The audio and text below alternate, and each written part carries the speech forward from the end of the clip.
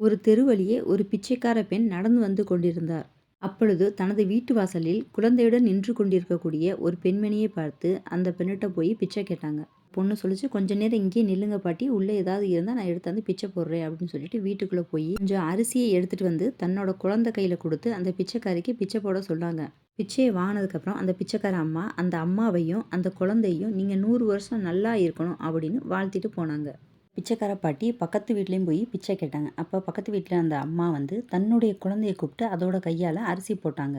சில ஆண்டுகளுக்கு அப்புறம் அந்த 2 பெண்மணிகளும் இறந்து போயிட்டாங்க. 2 பேரும் இறந்து மேலோகத்துக்கு போய் நீதி தேவன் முன்னாடி போய் நின்றாங்க. 2 பெண்களையும் பார்த்த நீதி தேவன் ஒரு பெண்ணை பார்த்து நீங்கள் சொர்க்கத்துக்கு போங்க அப்படின்னும், இன்னொரு பெண்ணை பார்த்து நீங்கள் நரகத்துக்கு போங்க அப்படின்னு சொன்னார்.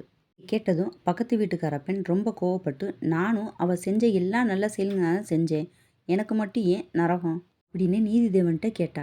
அதுக்கு நீதிதேவனும், இந்த பெண்ணும் தனக்கு வரக்கூடிய எல்லா நன்மைகளும் தன் குழந்தைக்கு வரணும் அப்படின்றதுக்காண்டி தன்னுடைய குழந்தை கையால் கொடுத்து தர்மம் பண்ண வச்சா. ஆனால் நீ உன் கையால் அள்ளி போட்டால் நிறைய அரிசி போடணும், குழந்தை கையால் போட்டால் கம்மியாக போடலாம் அப்படின்ற அந்த நினப்பில் தான் நீ தர்மம் செஞ்ச. நீ செஞ்சது தர்மமும் இல்லை, அதுக்கு எந்த நன்மையும் கிடையாது. அதனால் நீ இப்போ நரகத்துக்கு போ.